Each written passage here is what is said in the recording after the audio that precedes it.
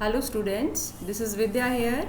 Once again, I welcome you to my classes, that is Excel in English by Vidya ma'am. I hope you all have enjoyed the festival of Rakhi, of course, which symbolizes the unity and brotherhood. So welcome back once again after the festive mood.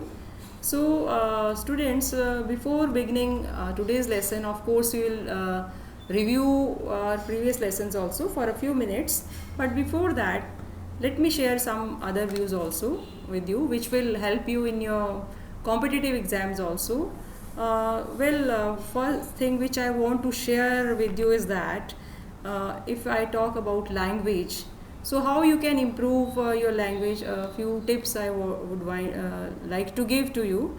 First thing which generally I say to my students always is that don't cram anything in any subject, whether it is English or any other subject or science. Apply that in your day-to-day life. Then you will see the changes which come in your language in enhancement. It's how much enhancement will be there in your learning process, right? So use as much as you can in your day-to-day life. So another thing, you all know, vocab is also a very important part for your competitive exams. So how you can improve your vocab? Of course, lots of reading is required for that, right? And of course you might be reading newspapers, and same is the suggestion that I will also give you. I would like to give you that read newspapers, and at least on daily basis you should memorize 50 to 100 words, and that means you should memorize that for always, not like today you have learned and the next day if, you just recall, you are blank with that. So this is the another point which I would like to share to you. And of course another point which I would like to discuss with you is that encouragement, right? Encouragement is not only needed by the students. Well, of course, my dear students, teachers also need encouragement, and of course that you can give by giving your suggestions in the comment box. I would be very happy to see that. So and encouragement gives a little bit boosting, whether you or me, so it boosts up our energy level, right? Okay. Another thing I would like to share with you before I start today's lesson. Of course, I would not bore you with this thing for a very longer time. But just the last thing, it is just for your benefit only. That is, always when you are going through some learning process, some topic you are learning, some sentence suppose you have to learn, so always just circle the keyword in that, right? From the, if you memorize that word, you can just memorize the whole sentence or the whole concept. So these are some of the suggestions which I would like you to follow through your learning process of anything, whether it is the English language or any other subject. So with these words, let's come to our topics which we have studied, which I have taught you in the previous lessons, and which I am going to teach today. So students, today of course I will continue with the topic noun only, but today we will discuss the noun as numbers, the singular and the plural nouns. But before that, let's review our previous lesson. So I hope you very well remember what we have studied in the previous lessons. Of course, compound nouns, material noun, and collective noun, right? So compound noun, I hope you remember that the word compound itself, it means the combination. If you just recollect your science topics, in that you might have studied that. So combination of 2-3 words make compound nouns, right? And of course these are of 2-3 types: the hyphenated and the close and the open spaced. These were the some of the compound nouns. And of course you might remember the formation, how we have to form these kind of nouns, like verb plus noun, or noun adjective plus noun, or noun plus adjective, like this, if you remember. So and of course material noun also we discussed in my previous lesson. So materials, whatever we require, the raw materials or the ingredients required to make new objects, those are known as material nouns. And of course material nouns we generally get from nature, animals, plants, like all the minerals, the metals and the non-metals like iron, marble, or these things we get from the earth. So some of the material nouns are like gold, silver, iron, and wool, milk, right? And collective noun, of course, when we give one single name to whole group of the same kind, that is collective noun, like a bouquet of flowers, a bunch of bananas. So bunch, bouquet, these are collective nouns. So this was all about what we have studied in our previous lessons. Now let's come to today's topic, that is nouns as numbers, or the singular and plural nouns. Well students, as I say this topic of primary level schools, so of course I don't think you need any review in that, but still I would like to discuss that also. So let's take the very simple, let's start from the very basic level to advanced level. So let's begin with the very basic level of rules. But before that, let me ask you, what is number, singular or plural? If we talk about, what is that? So of course if we talk about, when I say singular and plural nouns, of course I must mention that nouns can be categorized into two categories, countable nouns and uncountable nouns, right? So of course when I say singular and plural, of course I am talking about the countable nouns, right? So in this lesson and the next 2-3 lessons, we would be discussing all the rules related to this, beginning with the very simple rules. If I talk about singular, it means it refers to count one of the things, right? And if I say plural, the word plural means the count of more than one, right? So this is the basic concept of singular and plural. No need to go in detail. Let's see the rules. So the first slide which you can see is the general common rules, which you are very much familiar with all of these rules, but then also let's discuss. So the first rule which you can see here is most nouns, we make plural of the most noun by adding s, like cat, cats. And another suggestion I would like to give, this thing I generally say in every lesson also, just take a notebook and pen also, because many things are there which you would not be able to see on the slides, which I would be just telling you. So you should note down those important things in your notebooks or registers, right? So let's move, now concentrate on the slide. So first thing, the most common rule is that when you add s to any noun, the plural becomes. So cat, cats, tree, trees, pencil, pencils. The next rule which you can see is that if any noun ends with y, then how we make its plural? Of course we replace the y with ies, right? Like baby, you can see the example here, baby, babies, party, parties, right? So you can note down such of examples in your notebook also, right? Now another exception to this rule, like if any noun has y in the last, but if the noun has a vowel just before y, which you can see in the slide also, nouns ending with a vowel plus y, in that case we do not add ies, we just add y, right? Like example you can see on the slide, toy, toys, boy, boys, valley, valleys, right? So these examples you can write down. Next rule is, now to which nouns, when we make their plural, we add es to make the plural. So those nouns which end with ch, sh, double s or x.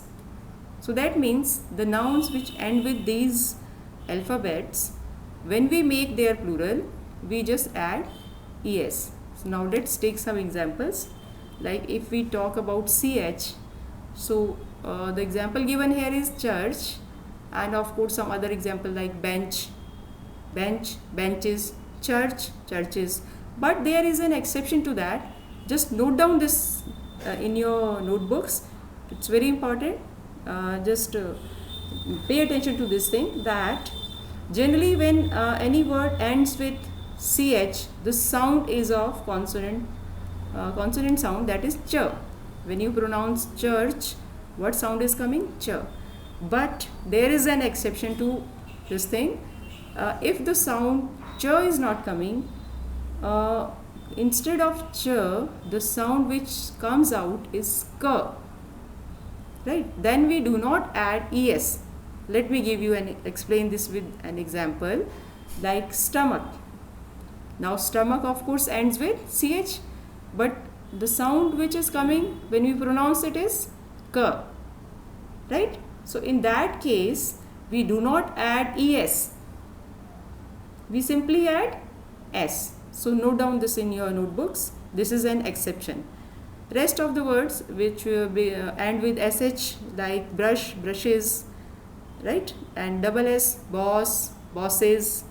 The noun which ends up with x, box, boxes, fox, foxes.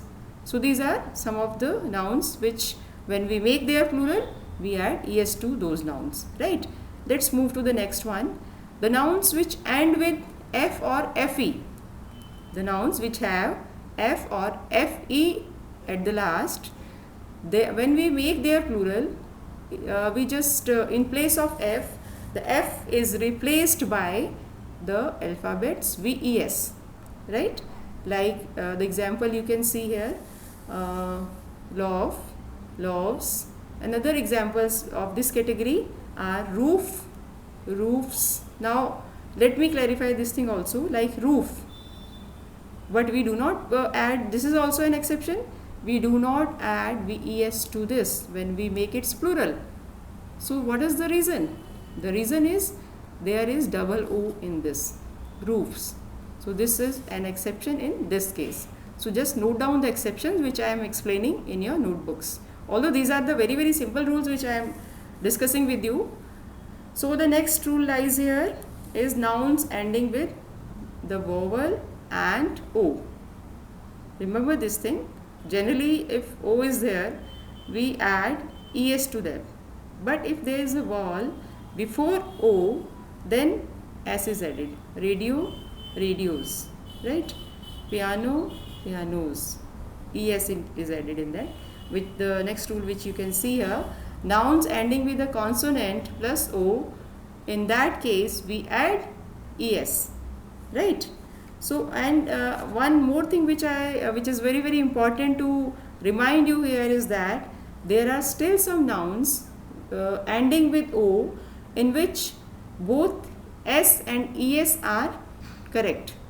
So this is an exception. So guys, note it down in your notebooks that some nouns are also there when we make their plural, we can add s also and we can add es also. I will give you examples like mosquito, mosquitoes. The plural of mosquito is mosquitoes, but both s and es are correct.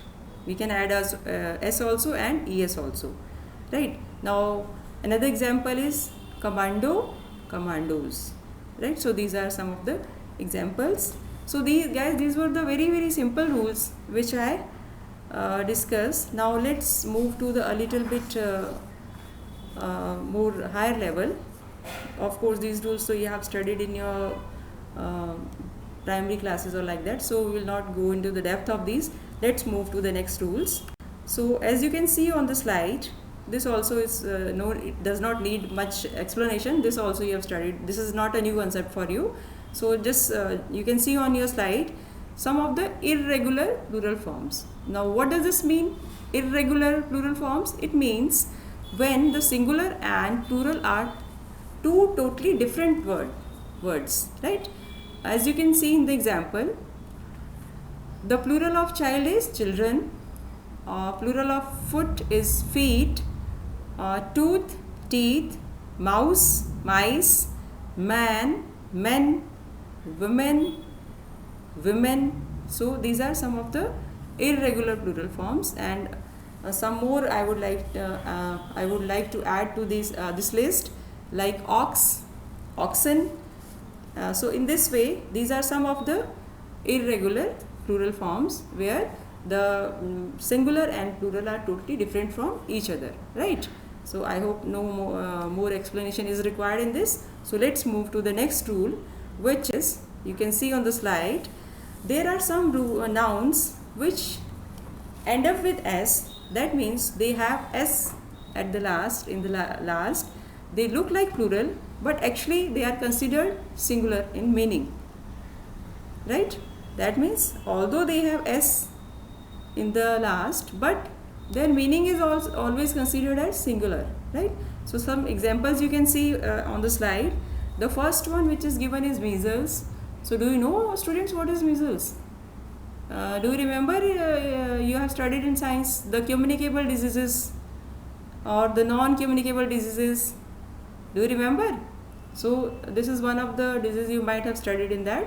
Or another name given to this is, I think, deficiency diseases we also call them. So measles is one of those. It is a infectious disease.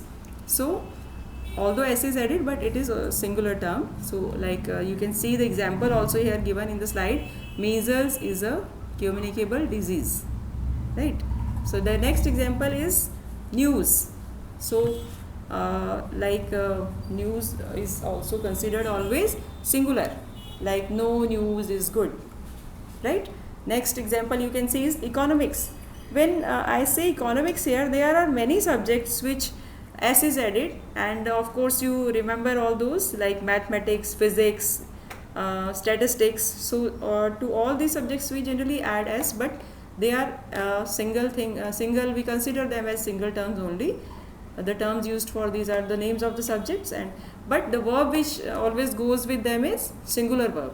That's why they are considered singular. Like if I say economics, economics is an interesting subject.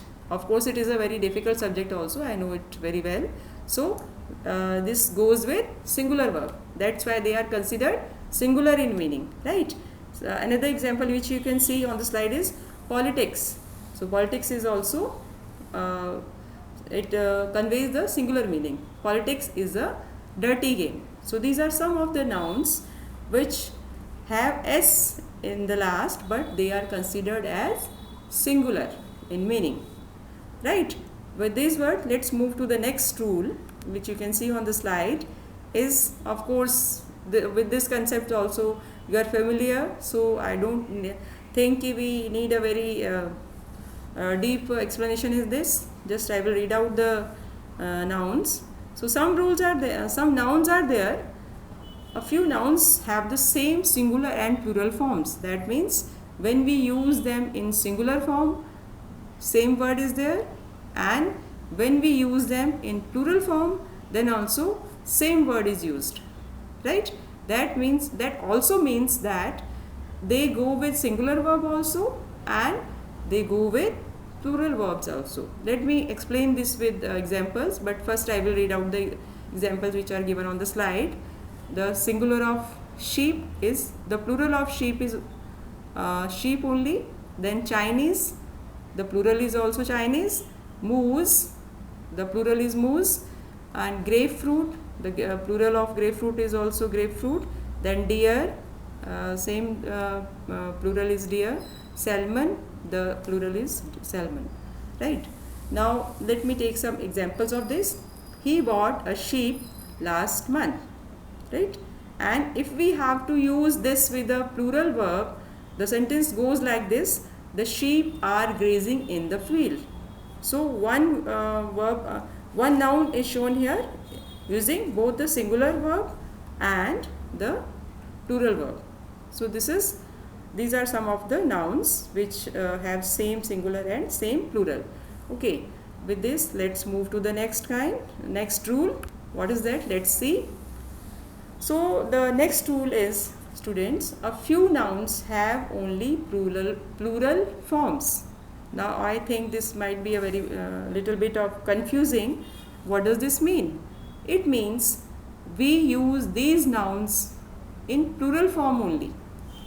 Like one rule we have done, that some nouns are there which have s at the end, but they are used in singular meaning.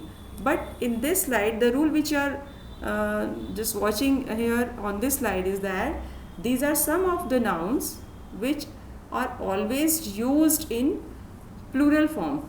Now I will tell you the reason also why it is like that. And here I let me remind you one more thing is which is that some nouns are there, when we add s to those nouns, their meaning it totally changes, right? So that I will be discussing in my next lessons, but this concept you should know that this is also a rule of singular and plural. But let's come to this thing only, which you can see on the slide. So it is like, suppose if I say Caesars, you might have never used Caesar in your English language. Why? Because Caesars have two arms. With one arm, Caesar is of no use, right? So these are some of the nouns which we use in two forms only, like it has two parts only. Like if I say trousers, so one leg, so it cannot be termed as trousers, na? It has two only, na? So that's why these are used in this form, like jeans. And of course this thing which I just said, it does not apply to savings, but generally this is true for Caesar or trousers or jeans, because we always use them in pair. Another thing which I want to remind you here is, although they have plural form, but we can use them in singular form, like a pair of jeans, right? Like he bought a pair of jeans. So here we are considering singular form. Like next, like savings. For savings we will not use like this, but it is considered as plural form, right? So here some sentences are given. I bought a pair of scissors, the same thing which I was explaining you, a pair of jeans. Next, his trousers are too costly. So both you can see, when we use a pair, singular verb is used, and when we are using them as one single word, then we use plural verb with them, right? So I hope you have understood this rule. So let's move to the next rule now, which is, let's see, this is about compound nouns. Of course, when I started this lesson today, little bit I have talked about what are compound nouns, right? So I hope that comes back to your mind, what are compound nouns. From that you can just understand well whatever the rule is written here. So the rule, it goes like that: for most compound nouns, make the most important word plural. So I think you might be little bit confused with this thing. Let me elaborate this thing. First you see the example, then I will explain you, so you will better understand this thing. Otherwise it will become a little bit confusing for you. So let's go through this rule of compound nouns. So as you can see in the example, it's written mothers-in-law, right? So why it is not written mother-in-laws? What is the reason? Think about this thing. Why can't we write mother-in-laws? Or just see the next one, passers-by is the plural, but why we cannot write passer-bys, right? So before we go into the depth of this thing, let me tell you one more thing which you can note down in your notebooks also. It is like that we generally make plurals only of nouns, pronouns and verbs, right? When we talk about other parts of speech like adjectives or prepositions, we do not make their plurals in English grammar. So that is the rule apply here. Like if you see at the example, passers by. So what is by here? By is a preposition, and we do not make plurals of prepositions. So that's why. And another rule which goes here is that we always add s to the keyword, the principal noun, the principal word in the compound noun, right? So just always see what is the principal word in the word given, in the compound noun given, right? So now let's come to the first example. Which is the keyword here? Mother is the keyword here. So that's why we will add s to mother. So the plural of mother-in-law will be mothers-in-law, right? So, and because we cannot make plural of prepositions, so that's why, and the keyword is also the passer, so that's why s will be added to passer, that is the plural of passerby will become passers-by, right? Similarly, the next example given is here is race horses. So this term, if you see, it has one special category you can say, or quality you can say. We can use race horses also and races horse also, but the meaning changes, right? You just note down and think about the meaning, like what is the meaning of race horses and what is the meaning of races horse. So both are correct, because in both the keyword changes, right? Because if we talk race horses, the keyword is horse, the horses which are being used in the race, right? Now let's move to the next examples, then we will read out the rules, because if I read out the rules you will get confused. I think a little bit you will be confused. Now the next example which you can see is bedrooms. So the rooms you have categorized into different categories, that's why the keyword is rooms, so that's why we are adding s to the rooms. So the plural of bedroom is bedrooms. Next example of flower vases, of course the plural of flower vase is flower vases. And another example you can see, this is an exception also, I will explain you how. Man servants and men servant.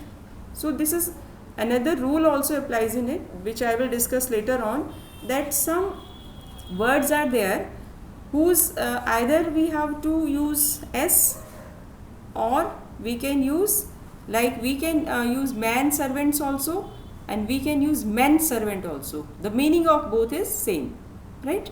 Now let's read out the rules now. I hope you will understand the rules now. So the rule here for compound noun goes like this. For a compound noun written as one word, make the last part plural.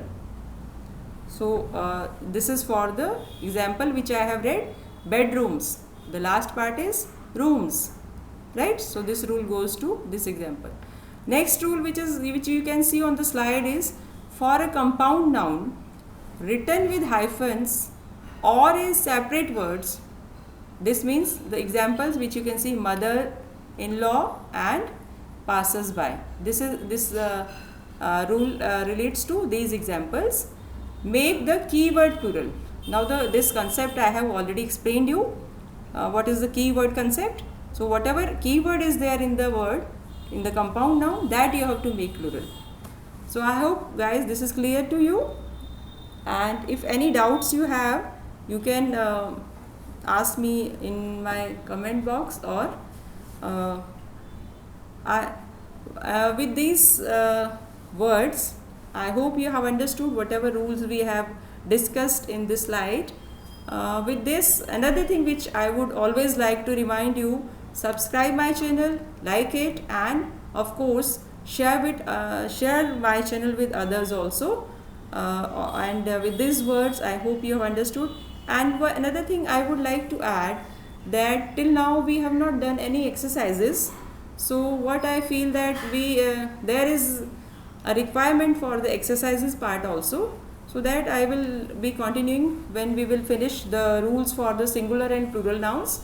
After that 2-3 exercises part I will take, the 2-3 lessons I will just be taking of exercises only. So in that whatever queries or whatever problems you have, we can discuss those also. So with these words I just conclude my lesson. Thank you.